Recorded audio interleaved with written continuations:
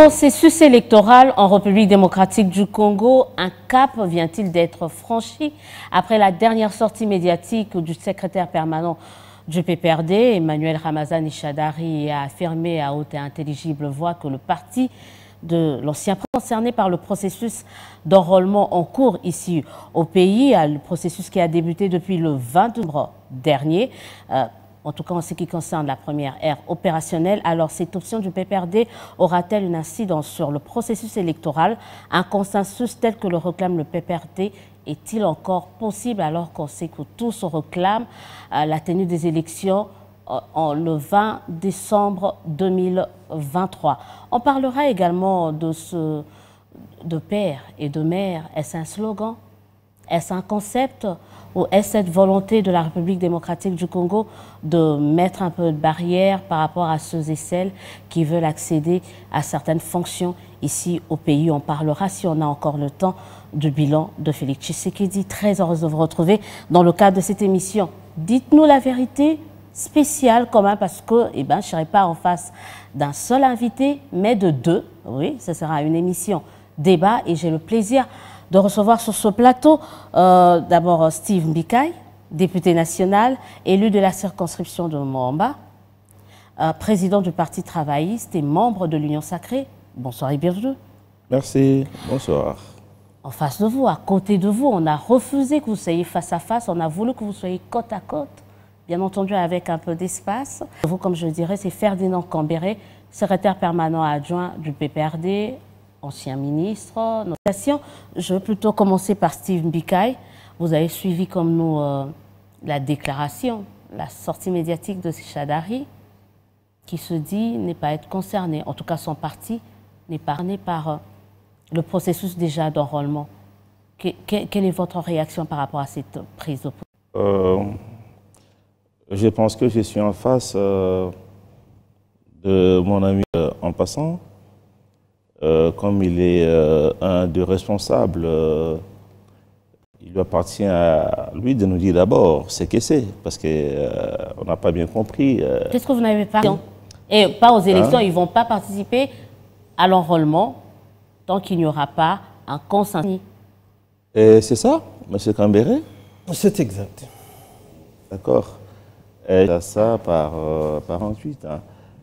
Je ne sais pas ce que veut le PPRD. Dans tous les cas, l'électoral, c'est un choix démocratique. On peut ou ne pas y aller. On ne peut pas obliger les gens à aller aux élections. Et si c'est une pression qu'ils veulent faire sur la CENI pour constitutionnelle, pour obtenir ce qu'ils appellent un consensus autour du bureau, eh ben, ils sont libres de le faire. Encore faudra-t-il qu'ils aient la capacité de faire aboutir pareille idée. Vous savez qu'en 2006, l'UDPS, qui était une force mobilisatrice à l'époque, avait boycotté aussi le processus, en commençant par l'enrôlement. Il a été désobéi par beaucoup de gens, même dans le Kasaï où elle est très forte, beaucoup s'étaient fait enrôler, et les membres de l'UDPS, certains étaient allés aux élections. Alors, que dire maintenant du PPRD? Parce qu'aujourd'hui, le PPRD n'a pas de capacité de mobiliser la population pour que cette pression aboutisse. Parce que le PPRD, c'est plus un parti qui est né dans le pouvoir, habitué avec le pouvoir. Il n'est pas habitué à mouiller les maillots, aller sur la rue pour faire démonstration. Est-ce qu'une simple déclaration faite dans un bureau suffira pour faire réfléchir les gens? Ça sera tout simplement une façon de disparaître pour le PPRD. Et d'ailleurs, je vous dis que ce mot d'ordre sera désobéi par, en commençant par lui-même Shadary, et même mon ami ici, Cambéré. Comment ça? Il va se faire enrôler, ils vont se faire enrôler. Vous allez voir que la plupart des cadres du PPRD vont se faire enrôler, y compris même M. Shadary qui l'a dit, y compris même mon ami Cambéré ici. Parce que je ne vois pas ce qu'ils vont faire. Vous ne voyez pas... Ils leur donnent un conseil gratuit. Maintenant, là, il n'y a pas que le PPRD qui refuse ce processus d'enrôlement, mais il y a plusieurs partis quand même du FCC. Vous étiez du FCC, vous connaissez quand même la force dont regorge le FCC. Il y a ARCO, il y a le PRP. En tout cas, beaucoup de partis du FCC maintenant emboîtent le pas au PPRD. c'est toujours pas une force? Non, ce que j'ai dit vaut pour tous ces partis-là. Demander qu'on ait une CENI mensuelle. Vous savez, dans notre pays, les gens sont habitués à tricher. Donc, chacun veut que l'arbitre soit de son camp. Ah, c'est ça le problème. assumez. Ah oui, parce qu'à l'époque où le PPRD était parti majoritaire, parce que nous, on s'est rencontrés avec eux pour faire le FCC, c'était après la fin du mandat du président Kabila. Mais en commençant par Malou Malou, nous, à l'opposition à l'époque, on avait dit que c'était même un conseil ou à la présidence. On a fait des pressions, parce qu'on voulait bien, connu à l'époque, un président consensuel, la CENI, et puis un bureau consensuel. Et on n'a pas été écoutés. Mais ça n'a pas empêché qu'il y ait élection. Voyez-vous, nous avons eu le cas de Ngoï Mulunda, qui était traité même comme parent, donc l'homme du président Kabila. Vous voyez, malgré ça, on a crié, on a beau crier, on a fait des marches. Parce que le PPRD n'a pas la capacité de faire des marches. Parti, c'est pas pour les minimiser, mais dit la vérité. Mais nous, à l'époque, on est dans la rue pour combattre le bureau de Ngoï Mulunda, mais on allait aux élections avec ces bureaux. C'est pour dire que leur démarche est vouée à l'échec. Alors, je donne un conseil gratuit, c'est de pouvoir, à ces boycotts de l'enrôlement, et se faire enrôler, même si je sais que beaucoup vont se faire enrôler en catimini. Ferdinand Cambéré, vous n'avez pas, on ne va pas revenir sur le communiqué ou l'adresse de Chadari, on sait, on connaît le contenu. Maintenant, on est en train de décortiquer. Vous n'avez pas le moyen, vous n'avez pas la capacité d'arriver à vos fins, notamment d'obtenir une CENI consensuelle. Bon, merci Madame Élysée pour cette opportunité, encore une fois, que vous nous avez accordée. Surtout de me mettre côte à côte, comme vous l'avez dit, avec mon frère Steve, qui a été autant membre du gouvernement comme moi, et autant aussi membre du Parlement. Ils sont là. Et je vous souhaite bonne année, donc tous les vœux les meilleurs pour cette année 2023, qui est une année électorale pour nous, les politiciens, et pour le peuple, qui a le droit de s'exprimer à travers les suffrages sur ses dirigeants, mais aussi à tous vos téléspectateurs et à tous ceux qui vous aiment et qui vont suivre cette émission dans les réseaux sociaux ou autres canaux. Et à Biwan Télévision. Je continue à les remercier aussi.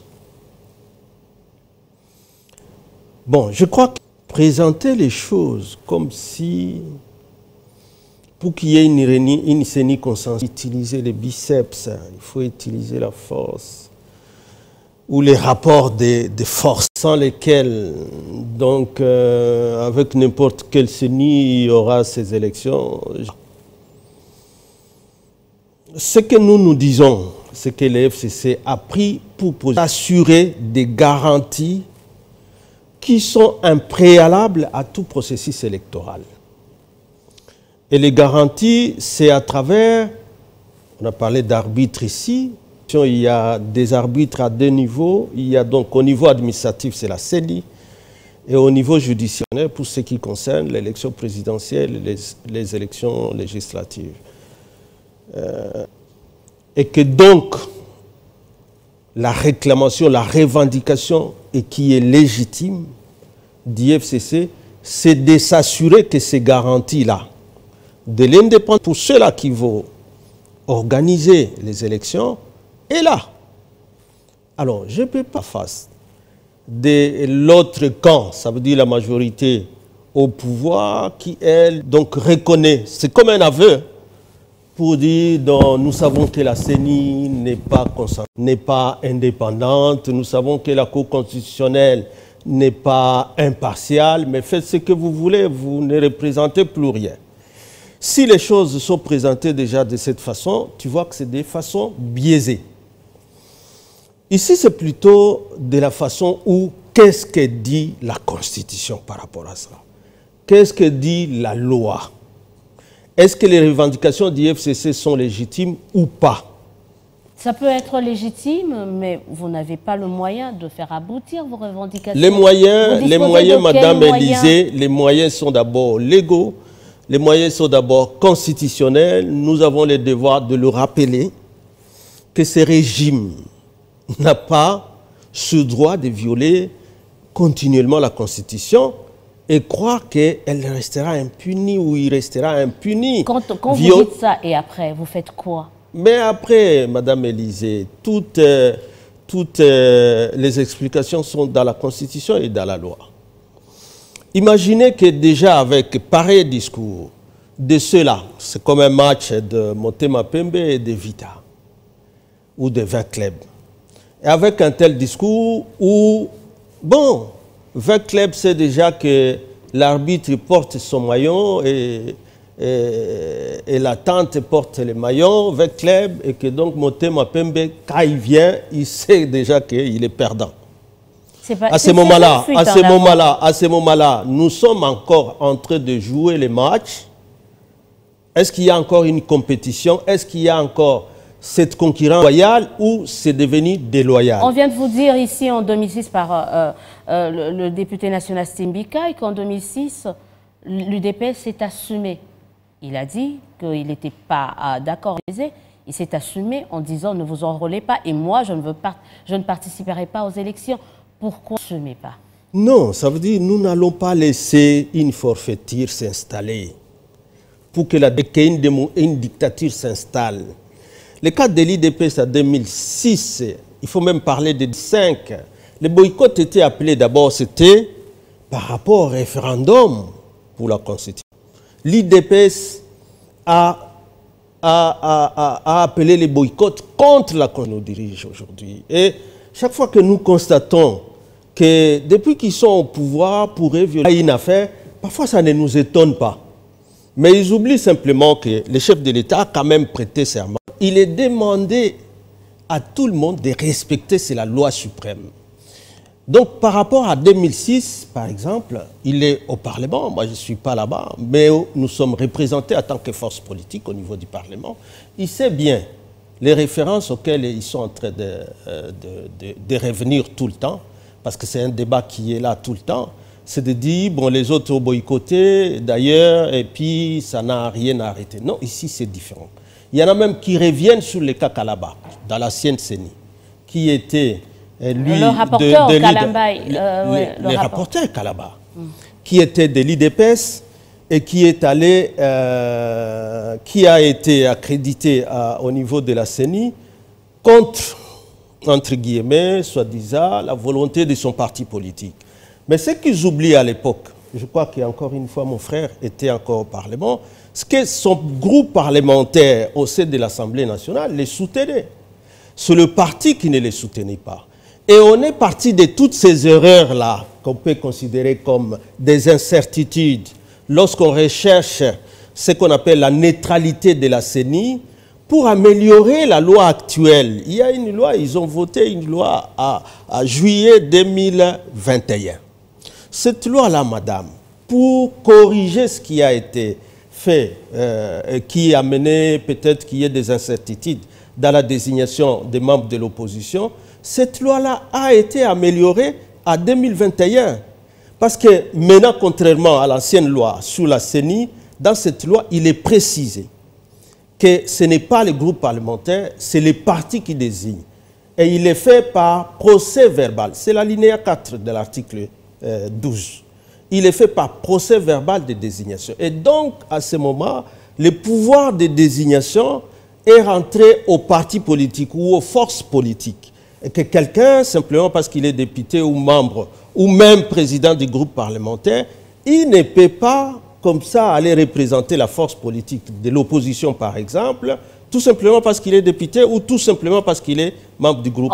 Le PV vient de son parti. Le PV vient... Rapidement, on doit passer la parole à... Avec la violation de cette loi-là, je ne vois pas à quoi on peut se féliciter d'un tel processus déjà entamé à sa qualité de partialité dès le départ. Donc c'est une CENI non consensuelle, une CENI non neutre, non indépendante, qui ne rassure personne. La Cour constitutionnelle, vous les connaissez aussi, lorsqu'on a remplacé plusieurs juges en même temps, mais pour amener de nouveaux en violation de la loi qui organise la Cour constitutionnelle. On veut quand même laisser... Ça, c'est des garanties, avant même que nous ne parlions même du processus à lui-même, c'est des garanties. Vous cherchez des que nous garanties devons. alors qu'on a déjà commencé le processus d'enrôlement. Non, Steve Mbikaï, il est en panne cette machine-là, ne t'en fais pas. Steve Et je vais Mbikaï, le démontrer. vous n'êtes peut-être pas de l'UDPS, mais vous êtes dans l'Union sacrée. Vous vouliez arranger les choses en violant la loi. C'est ce qu'on vous reproche. D'accord. Je pense qu'il faut commencer par définir ce qu'on entend par une CENI consensuelle. On doit partir de là. Parce que dans ces bureaux de la CENI, chaque composante a droit d'envoyer librement ses délégués. Et la présidence revient à la société civile, Voilà. plus précisément aux confessions religieuses. Et le président qui est là, d'ailleurs, après plusieurs mois, après plusieurs tensions, a été présenté par les confessions religieuses. Même la Ce n'est pas à SACO nous. et les CC Et ça ne nous fait pas problème. Attendez. ont C'est pas approuvé. nous. Oui, Ça ne c'est nous pas fait pas nous. problème. C'est pas nous de pouvoir nous ingérer, nous les politiques. La désignation du président de la CENI, il a été désigné par les confessions religieuses. Et d'autres membres du bureau de la CENI ont été envoyés par leur parti politique. Je pense, le PPRD et l'FCC, s'ils veulent bien, ils n'ont qu'à retirer, se battre pour retirer ceux qui les représentent, qui ont été envoyés par le groupe parlementaire. Ça, c'est leur cuisine interne.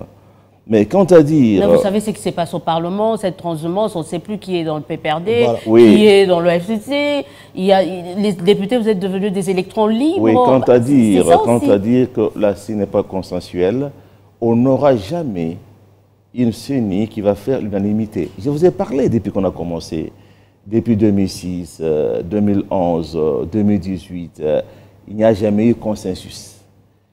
N'est-ce pas? Mais on ne va pas bloquer la machine pour ça. On doit avancer. Le combat qu'il faut avoir ici, ce n'est pas un combat de CENI partial, impartial, c'est le combat de la transparence des élections.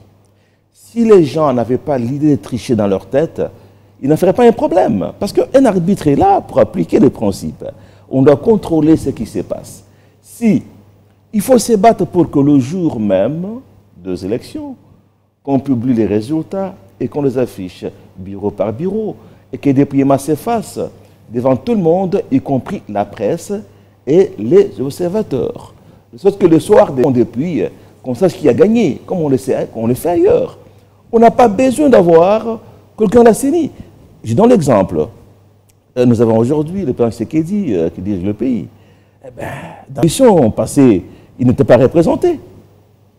Ou alors, le monsieur qui était là, donc, Kalamba, n'était pas accepté. Qui était recruté par le parti d'ailleurs. Il n'était pas d'ailleurs. accepté par son parti, voyez-vous. Mais il est président. Donc, maintenant, un combat de la transparence des élections. Pas un combat de qui a la CENI. Ça, c'est que ils savent très bien, nos amis peuvent perdre, que quand est contrôlé, la CENI, ils trichaient. Ils nommaient les députés. Vous voyez? Et c'est ça la crainte qu'ils ont maintenant. Comme ils ne sont plus, n'est-ce pas, au bureau de la CENI, eh ben, ils pensent que les autres feraient. C'est comme un voleur, et qui est un voleur. Alors pourquoi est-ce qu'ils vont insister par rapport à ça, jusqu'au point de dire qu'il ne faut pas s'enrôler? Et comme je vous ai dit d'ailleurs, c'est un mot d'ordre que je n'ai pas appelé morné. Parce qu'y compris, même honorable Chadari, y compris mon ami Kambéré, ils vont s'enrôler. Et leurs militants vont s'enrôler, ils ne vont pas les suivre. Et aussi, comme je vous ai dit, mon frère Kambéré, vous avez du pain sur la planche. Parce que le mot d'ordre, vous le lancez à qui? Si vous voyez très bien, vous adressez un parti des cadres, au moins les cadres qui ont eu à bénéficier, n'est-ce pas, de ce pouvoir. Vous savez que votre bureau, votre fédération donc de Kinshasa est en face du bureau du PT. Madame, je vous invite à passer par là, jeter un coup d'œil à gauche au PPRD et au PT. Vous verrez que sa vie au PT, c'est plein de gens, plein du monde. Mais par contre, en face, c'est sec au PPRD. Donc, vous aurez du mal à faire aboutir une pareille démarche dès lors que sur le plan, eh ben, vous dressez pratiquement le sommet. Et ça, ce n'est pas pour minimiser le PPRD. Ça, j'ai dit des choses qui sont vraies. Parce qu'il faut le réalisme. Il ne faut pas se réveiller comme ça, prendre des positions, à faire aboutir. Il fallait bien faire l'étude de ce mot d'ordre. Amis, on a été ensemble fessés et tout ça. Il faudra au moins que vous soyez présents au Parlement. La présidence, il faut oublier. Ah, on va en parler, on déjà... Là, il faut oublier. D'accord. Ça, il faut oublier. Mais les mêmes leur combat maintenant pour ne pas... que c'est déséquilibré. Non, vous avez parlé longtemps. Pour ne pas disparaître, c'est au moins d'être représenté à l'Assemblée nationale après les élections de 2023. Pour là encore, ils sont absents. Ça sera la séparation de votre famille politique. Il faut que vous soyez avec nous à l'Assemblée. Donc, au moins, vous aurez la chance que votre famille existe. Alors, Ferdinand Cambert, il y a eu des questions, il y a eu des conseils. On commence par les questions. Vous vous trompez de combat. Le combat, c'est celui de la transparence, avoir des observateurs partout. C'est pas celui... Et puis de cette législature qui est en train de faire des affirmations aussi graves. Que l'indépendance de la CENI... Alors ça non, c'est pas un problème d'individu, c'est ce qu'il a dit. A dit le problème, c'est pas les individus. Vous pouvez me laisser parler, je vous en prie. Suffisamment, parce que c'est des affirmations graves. Que l'indépendance de la CENI ne serve à rien, il faudra nous contenter de la surveillance de ces élections. Et puis il faut la supprimer, la CENI. S'il vous plaît, les débats de l'indépendance de la CENI pour qu'il y ait plus de neutralité de cette CENI-là. Parce qu'en République démocratique du Congo, ce débat n'a pas commencé aujourd'hui. Alors lorsque vous affirmez qu'il n'y a jamais eu de CENI consensuelles, alors qu'il n'y a aucune de ces trois CENI qui a déjà eu, qui a commencé comme cette CENI non consensuelle ici. Pourquoi? Parce que dès qu'on s'attend, la mobilisation, la sensibilisation pour qu'il y ait engouement à l'enrôlement, c'est toutes les forces politiques, la société civile qui, ensemble, mettent la main sous la patte. Mais maintenant, il y a engouement. Madame, les premiers éléments, c'est l'indépendance. C'est pourquoi c'est même dans les sigles. Et dans notre pays, cette indépendance est décrite des forces dans la CENI. Parce que le mécanisme, c'est celui de l'autocontrôle. Ils disent, d'ailleurs, quand on revenait de Sand City, il était aussi à Sand City. Toutes les forces étaient dedans. RCD Goma était dedans, MLC était dedans, ainsi de suite. Vous criez au volant parce que vous êtes habitué à voler, c'est non, c'est justement des affirmations gratuites et quand ça vient des députés qui a participé au vote. Peut-être qu'il n'a pas participé à l'adoption de cette loi de la CENI telle que modifiée aujourd'hui, mais au moins au vote, j'espère qu'il a participé d'une manière ou d'une autre. La loi là, je l'invite à aller relire. Au sein de la CENI, est déjà défini à l'article 6, à l'article 10, contrairement à l'ancienne loi, où il est dit la majorité occupe 6 postes, l'opposition occupe 4, la société civile 5. Mais comment on les occupe pour corriger tout ce qu'on avait? Parce qu'ici, quand même, on parle au nom d'un changement qui a été claironné autour de toi, que désormais le même, il faudrait qu'on fasse attention, et ainsi de suite. C'est sous ça que l'alinéa 4 de l'article 12, il a été calé, que désormais, pour que les gens qui ne sont pas cette tentation de se faire débaucher par ceux qui sont au pouvoir, c'est le parti lui-même qui doit signer un PV de désignation. Et c'est après ça qu'il y aura entérinement, on ira à l'investiture par ordonnance. Et alors, madame, on nous dit non, tout ça c'est rien. Et nos lois où nous parlons d'autres choses. Mais il y a plusieurs partis de l'opposition. Qu'est-ce qui vous dit que le poste au PPRD? Mais la loi, je vous dis, c'est encore une fois la loi, parce qu'on dit... On parle opposition plusieurs partis. Si ce n'est plus comme dans l'ancienne loi. Dans l'actuelle, révisée à 2020, il est précisé que ce sont les forces politiques représenté à l'Assemblée nationale. Tu ne peux pas te réveiller, pardon? Il n'y a pas que le PPRD. Qui est représenté? Alors, tu connais une autre force politique, par exemple, aujourd'hui. Il y a les CID, qui est plus représentée, s'il vous plaît, Madame Élisée, oui. Je vous connais aussi perspicace et puis attentionnée. Vous connaissez une autre force politique de l'opposition, plus que le PPRD, représentée à l'Assemblée nationale, plus que le PPRD, qui a plus de 108. Vous connaissez? Et vous pensez qu'en organisant des élections, en excluant comme ça, vous allez prendre des kidams, des imposteurs, allier place de cette force politique, comme le dit la loi, et que c'est ça, organiser des élections démocratiques? Madame. Et pour dire, est-ce qu'on peut me laisser parler? On vous laisse, on vous voyez le temps. Il faut qu'il y ait... Je chronomètre, en fait, j'ai la montre, je regarde également, il termine réservé, vous pouvez prendre, écrivez. Non, c'est sinon, parce que vous l'avez laissé parler suffisamment. Je suis en train de regarder vous l'avez laissé suffisamment parler. Et que ce donc dépendante est bien calé dans l'article 10 et dans l'article 12. Nous ne cherchons pas un autre consensus. Le consensus est déjà là. Tout ce que nous demandons, c'est l'application de cette loi qu'ils ont votée et qui a été liée. Pourquoi ils ne l'exécutent pas? Et pourquoi aujourd'hui, on vous donne des conseils? Non, je lui réserve pour lui. Non, l'autre conseil, c'est celle de savoir, l'autre question, c'est-à-dire le boycott, votre boycott.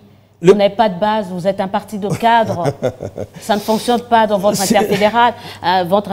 S'il vous plaît, le PPRD, c'est un parti national.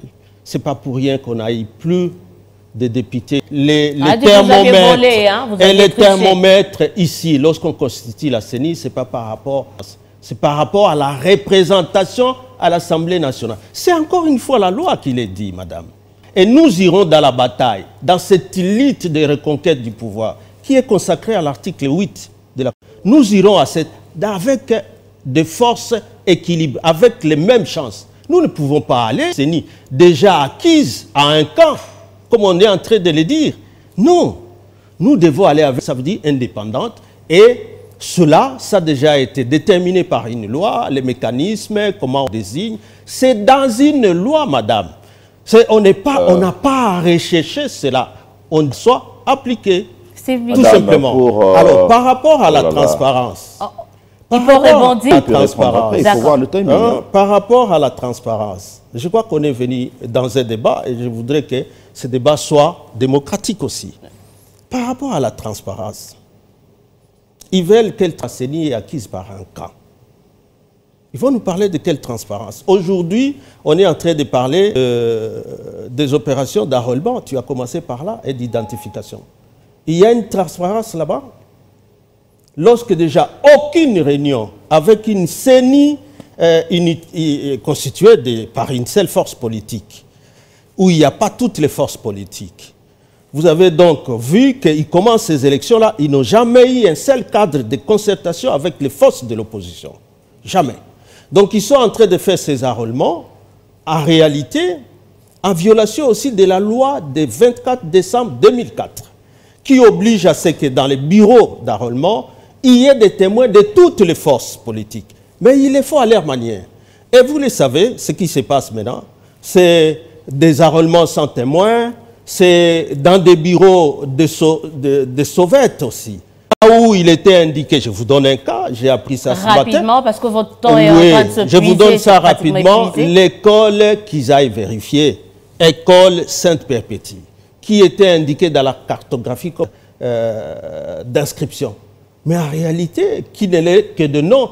Les gens là-bas, ils voient les domiciles d'un membre de l'IDPS dans lesquels il y a deux machines. Donc, je dis, j'affirme, on n'a qu'à aller vérifier. Nous sommes un grand parti, nous ne sommes pas assis, nous sommes en train de faire le monitoring aussi. Si vous rebondissez, vous avez 5 minutes pour rebondir. Il faut clarifier les choses. Comme un arbitre, nous, la majorité, on ne peut pas la défendre. Si le camp adverse l'attaque, c'est son bon droit. OK? Ce n'est pas notre CENI. La CENI est là pour tout le monde. Libre à elle de l'attaquer, nous ne viendrons pas ici pour la défendre. OK? Alors, nous pensons que le débat sur la CENI est rétrograde. Parce que nous, ça fait 2 mois, mais la CENI est inutilement budgétivore. À quoi elle sert? C'est un concept de la démocratie tropicale. Vous savez, cette histoire de CENI, ça a commencé en 2010. On se disait qu'avec une CENI où tout le monde est présenté, il y aurait des élections apaisées, dont les résultats seront acceptés par tout le monde. Mais depuis que ça a commencé ici et ailleurs, il y a eu contestation. Il y a eu élection en 2006, contestation. 2011, contestation. Toujours. Alors, autant de milliards pour une institution aussi inutile que la CENI? En principe, on devrait mettre l'organisation des élections au ministère de l'Intérieur, quitte à faire en sorte qu'il y ait transparence, que chacun se rende compte de comment on vote, de comment on compte et de comment on publie. Il faut arrêter l'histoire d'envoyer le voix un truc qu'on appelle sans de compilation. C'est là qu'on va tricher. Il faut que le jour même qu'il y ait l'élection présidentielle, à 20 h, eh ben, qu'on sache déjà que tel a gagné, en attendant qu'on vienne publier les résultats. C'est ça le combat que nous avons. Pour nous, le Parti travailliste, il faut supprimer la CENI, supprimer le CENSA, supprimer le Sénat, supprimer... il y en a plein comme ça de trucs. La CENI, le Sénat, il faut changer la Constitution. Voilà, nous sommes partisans de ça. Nous voulons qu'il y ait une nouvelle Constitution. Et quand on dit supprimer, ce n'est pas tout de suite. C'est-à-dire, pour la prochaine mandature, nous pensons qu'il faut revoir.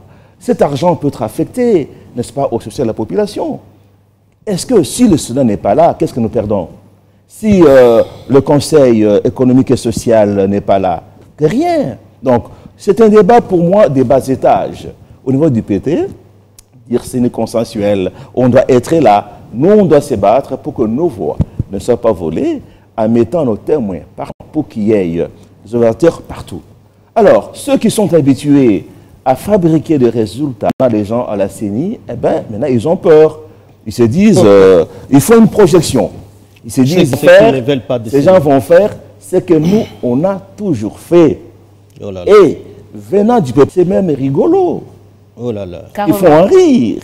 Parce que de tout le temps, tous les autres ont déjà dit ça et ont toujours imposé les gens à la CENI, en commençant par le président. Il faut laisser tomber. On laisse un peu tomber. Donc, luttons pour qu'il y ait des personnes qui vont bien... Parce que comme je dis, vous savez, ils sont conscients, nos amis de PPRD, nos amis du FFC actuels. Aujourd'hui, ils n'ont pas cette capacité de gagner les élections. Donc, à la présidence, par exemple, à la présidence, par exemple, dans leur fort intérieur, ils pensent qu'ils peuvent aujourd'hui avoir un candidat qui pourra faire face à Fatih. Il peut rebondir rapidement. Alors, je reviens avec mon conseil. Je mets 5 minutes. Je reviens avec mon conseil pour dire ce qu'il y a à faire pour le moment pour le PPRD, pour le FCC, de faire en sorte qu'ils puissent avoir à l'Assemblée nationale. Parce que si, par aventure, ils allaient jusqu'au bout de leur logique de pas s'enrouler, ils n'auront pas de députés à l'Assemblée nationale. Ça sera la disparition du PPRD et du FCC. Or, je veux bien qu'ils vivent et qu'on soit ensemble avec eux à l'Assemblée, d'où leur donne, même si c'est mon ordre, c'était morné. Merci, mais c'est le ministre. 5 minutes également, rapidement. Monsieur le ministre, gardez vos conseils et vos larmes pour vous, pour les PT, pas pour les PPRD.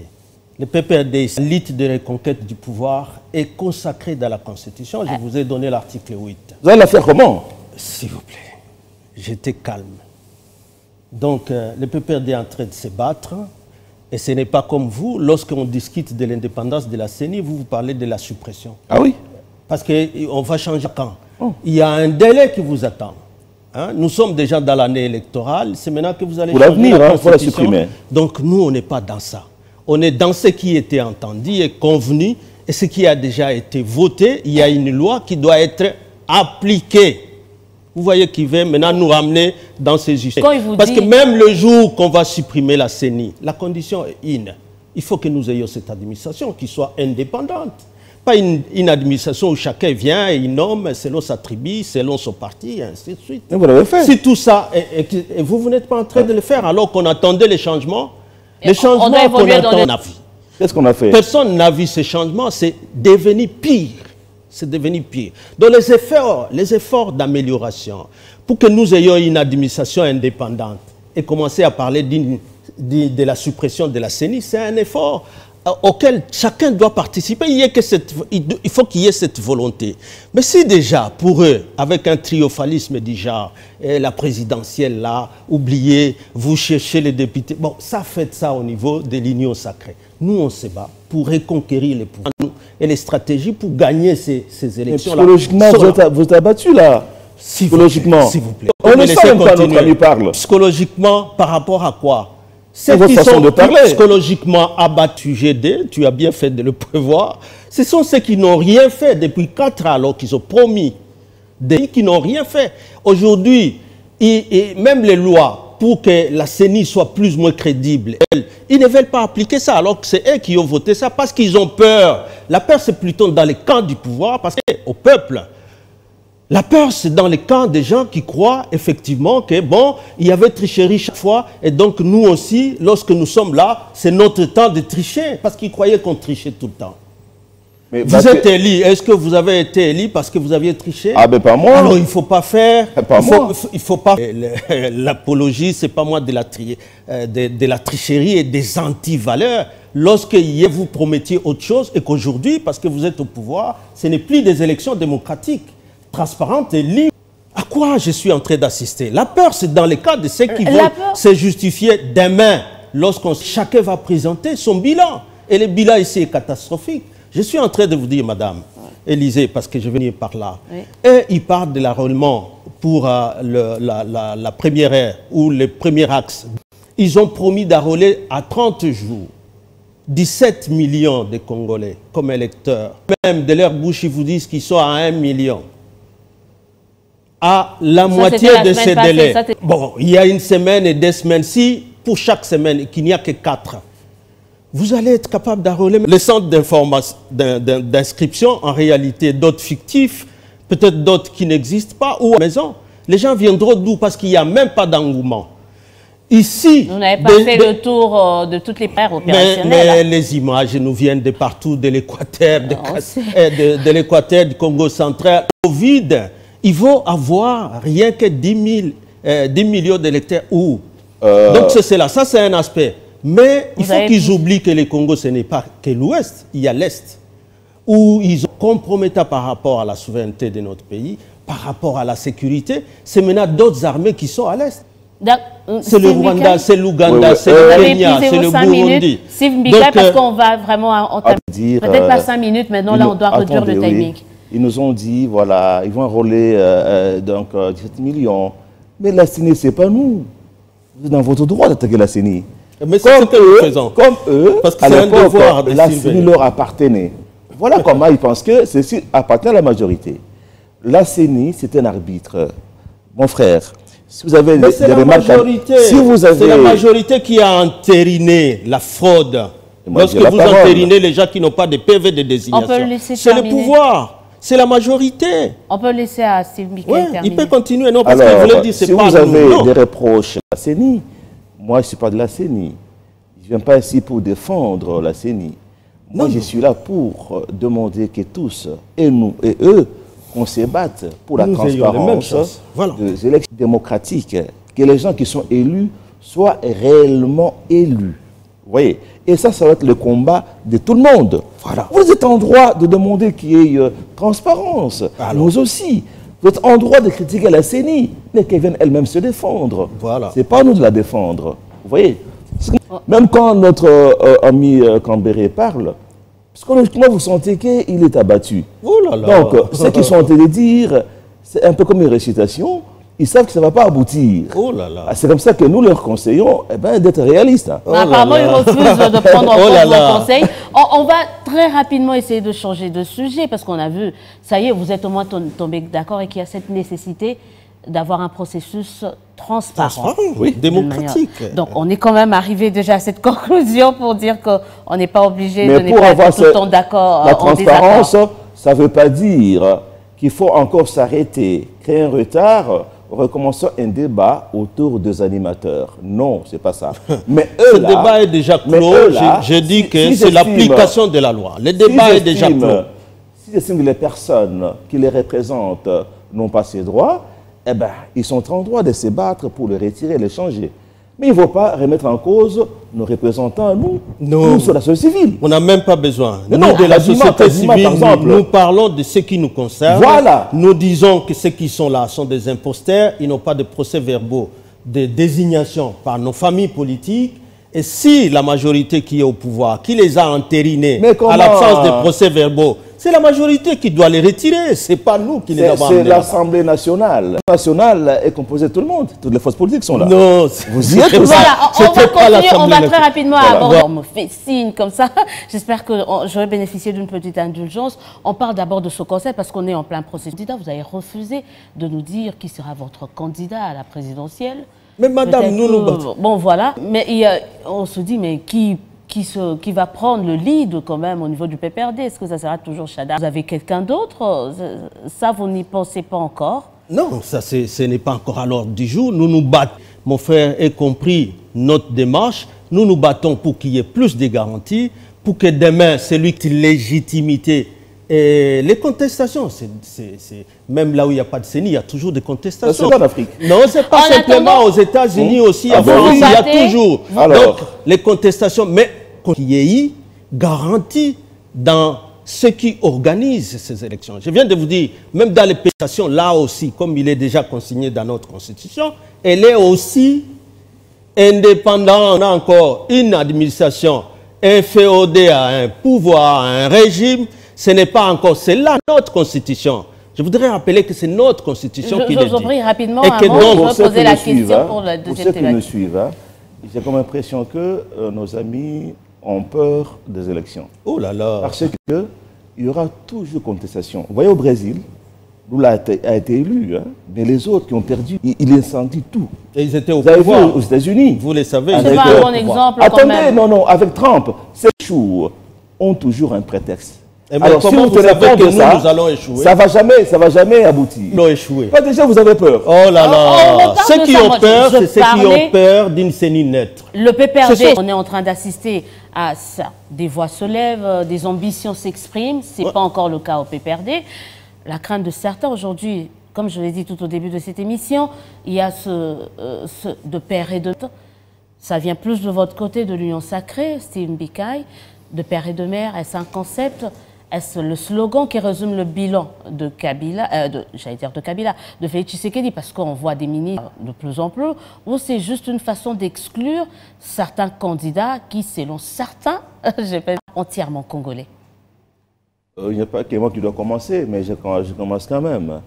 Vous dites que cette histoire, ça vient de la majorité, mais ce n'est pas vrai, ce n'est pas la majorité, comment c'est ça?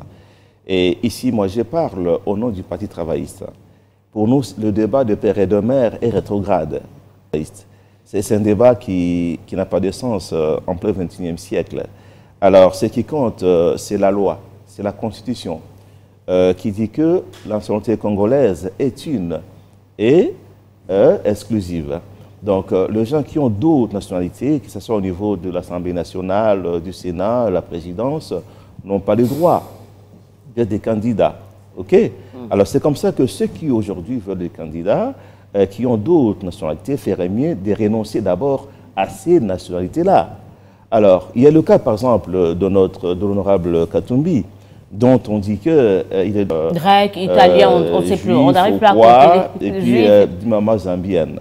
Si sa mère est congolaise, il sera en droit d'être candidat.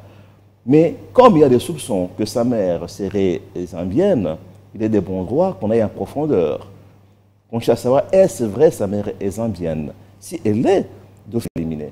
Mais on découvre subitement que sa mère est zambienne ou serrée. Il n'est jamais tard pour mieux faire. Moi, je ne suis pas dans ces débats. Ça ne m'intéresse pas du tout, soit des pères et de mères. Mais aucun Congolais ne peut être exclu du processus électoral. Mais aussi, aucun étranger être candidat dans un pays d'autrui. C'est comme ça que je dis qu'il faut voir ça de façon impartiale, aller en profondeur. Mais même si le candidature venait à passer à la Cour constitutionnelle, mais cette tâche colle à la peau. Tous les Congolais savent déjà que tel n'est pas de père et de mère. Donc, de père et de mère colle à la peau. C'est comme ça que moi, j'ai un conseil gratuit, honorable Katumbi, par exemple, pour ne pas jeter son argent par la fenêtre et son énergie pour rien. Parce que même s'il était candidat, tous les Congolais savent qu'avec de père et de mère, qui est un concept maintenant politique et sociologique, il ne pourra pas passer. Un concept d'exclusion, de ségrégation. J'ai dit ceci, ça devient maintenant sociologique. Nous, on ne va pas avoir un débat pareil. Mais tous les Congolais, c'est déjà passé dans la tête. C'est pas la tête de tout Congolais que X n'est pas Congolais. Eh ben, c'est sur base de quoi, justement? Est-ce qu'on doit se fier tête? Ce n'est pas nous, je vous dis très bien. C'est lui qui a lancé le mot, le concept là, il n'est même pas de l'Union sacrée. Mais en tant que ministre de l'actuelle majorité Union sacrée, revenir sur ce concept. Ça, je crois qu'un homme d'État, c'est rétrograde ça. C'est ridicule même. Mais laissons seulement, comme le peuple lui-même a déjà là, tout celui qui sait qu'il n'est pas de père et de mère, il jettera son argent par la fenêtre. Qui ont tel les Congolais, tel ne l'est pas? Actuellement, on se dit, il y a des gens qui se réveillent. Mais c'est la loi. Qui dit, ouais, la tête bas, il n'est pas Congolais. On l'a vu, aujourd'hui on parle de Katumbi, hier on disait de ça de Fayoulou. Demain, ça pourrait être Steve Mika ou Ferdinand Cambéré. Comment on fait par rapport à ces genres de concepts, Ferdinand Cambéré? Donc, vous comprenez bien que c'est un débat qui n'a jamais été au PPRD ou au FCC. Ça ne nous intéresse même pas. C'était un débat calculé par des gens qui voulaient peut-être faire plaisir au pouvoir, de vouloir peut-être exclure certaines personnes. Le pouvoir. D'abord, le concept à lui-même, il est biaisé, vicié. Parce que le concept qui est dans la Constitution, c'est l'origine. Alors qu'on est Congolais d'origine, soit de son père, soit des deux parents, soit alors de l'un des parents. Et on est Congolais d'origine et donc on est éligible. Alors ce débat qu'on a amené, qui est un débat de bas étage, en réalité un débat politique calculé, mais qui a échoué. Heureusement qu'il a dit que la fameuse loi qui était portée par l'Union sacrée n'est pas passée. Non, mais bien que, pas par l'Union sacrée. Il nous reste deux sessions, hein. On ne sait jamais, ça peut passer à tout moment. Le Tsingi Pouloulou qui a endossé cette loi de l'Union sacrée, c'est Tsingi Pouloulou, je crois, quelque chose comme ça, il est de l'Union sacrée. On ne va pas aujourd'hui les rejeter. Et Noël Tchani qui voulait, bien qu'il n'était pas député, que son nom apparaisse toujours partout où passait ce projet-là, ou proposition, ou projet de proposition, ou proposition de projet. Donc, non plus. Donc, c'était un mort-né qui a été calculé. Le communautarisme, alors, on va bientôt terminer. Je crois que, moi, je pense qu'il y a je voulais terminer quand même. On va vous remettre la parole. Il y a un nouveau concept. Donc, dire de père et de mère, pour moi, comme c'est rétrograde, mais ni de père ni de mère. Ni de père ni de mère, comme M. Cambéré. Il a droit? Non, justement, voilà. Parce qu'on a déjà dit que les Congolais d'origine, on est Congolais d'origine, soit des parents, soit c'est l'un des parents. Est-ce l'exacerbation du communautarisme qui refait surface, selon certains, dans notre pays? Non, en une minute, je voudrais rapidement. Je crois que peut-être ils vont réveiller ça, mais ils ont tenté de faire passer ça par le Parlement, ce n'est pas passé. Pourquoi il faut revenir par des histoires de congolité? On sait que c'est utilisé toujours, ça a été utilisé ici, pour simplement vouloir diaboliser certaines personnes.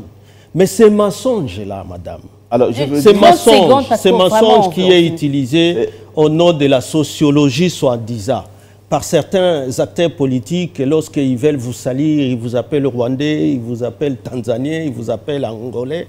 Bon, il faut que nous évoluions au niveau des débats politiques lorsque nous cherchons les suffrages et que ce soit un débat de programme lorsque nous voulons, nous sommes en train, que ce soit des débats quand même, pas des individus, mais des débats de programmes, des débats de politiques qu'on devra mettre en application. Je fais une mise au point pour dire que ce n'est pas l'Union sacrée qui a commencé avec cette affaire de père et de mère. Et d'ailleurs, le chef d'État lui-même avait condamné ça un jour.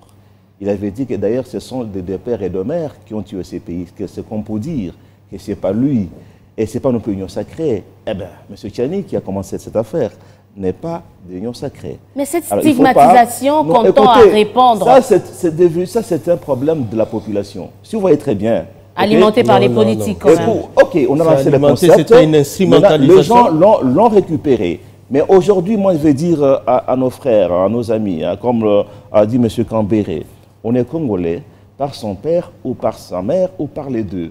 Et maintenant, cherchons à savoir, parmi les candidats, qui est celui qui est ni de père ni de mère. Là, il n'a pas droit d'être candidat. On va traiter. Je pense que mon ami va me contredire. On va terminer cette émission. Parce que la CENI, c'est pour ça qu'on voudrait que ça soit indépendant. La CENI examinera les pièces de chacun et dira conformément à nos lois. On est d'accord. On est d'accord. On en saura un peu plus avec la CENI quand les uns et les autres déposeront leur candidature ou leur candidat au niveau de la CENI. Et d'ailleurs, eux l'avaient refusé passeport à M. Katumbi. Vous vous souvenez là? On reparlera de ça parce qu'on a vraiment une année électorale. Mais vous lui avez attribué un passeport, mais vous êtes encore les premiers à chanter aujourd'hui. On termine cette émission. On n'a pas eu le temps d'aborder peut-être le bilan de Félix Tshisekedi. Alors ce que je veux faire, c'est vous demander de donner une note. Monsieur Kambere, je vous demanderai de donner une. Et à Monsieur Steve Bikai, c'est à l'action de Joseph Kabila. Une note. La mention pour Félix Tshisekedi. Sur combien? Ça dépend. En tout cas, du pays qu'il a hérité et celui qu'il est en train d'amener à moitié aux élections, je lui donne 3 sur 10. Kabila. Non, écoutez. Avec un peu de recul, vous avez d'ailleurs de la chance. Le président Kabila n'est plus là. La note à Tshisekedi. Nous avons maintenant le président Tshisekedi. La note. Tout le monde voit ce qu'il fait, ce qu'on n'a jamais fait auparavant. D'abord, la bonne volonté de bien faire. OK. Le budget de l'État qui augmente. Aujourd'hui, les détourneurs sont au moins dénoncés. Ah non, vous n'allez pas nous ramener sur ce débat. Attendez. Sinon, on risque moi-même, je vais commenter. Attendez. Je vais alors moi-même commenter ma note. Non. La note. Parce que moi-même, je vais commenter ma note. Oui. À leur époque, c'était couvert. On détournait dans tous les sens, c'était couvert. Vous allez me permettre maintenant, de commenter ma note. Transparent. Et quand tu voles, on te dénonce. Le budget aujourd'hui est en décroître. La mention. Non, c'est 8 sur 10. Donc je commente ma note. 3 sur 10, vous l'avez dit, vous aurez pu le faire avant quand même, M. Kambere. L'agression à l'Est. Non, s'il vous plaît. On avait peur. 3 sur 10 pour vous, 8 sur 10. Et aujourd'hui, sur les accusés. On reparlera de ça. Moi, je promets de vous réinviter. Oui, parce que vous avez compris que ça crie partout. C'est non seulement à l'Est, sur le plan sécuritaire, sur le plan social. On revient sur le bilan. Il n'y a pas de problème. On revient simplement sur le bilan. On ne parlera pas du processus électoral, on ne parlera pas de tous les secteurs. C'est la continuité de l'émission. Mais on retient, pour Ferdinand Kambere, c'est une note de 3 sur 10. Et pour vous, Steve Bikai, chef de l'État, ça mérite 8 sur 10. On se dit, on se quitte. Et le peuple va tracher parce que.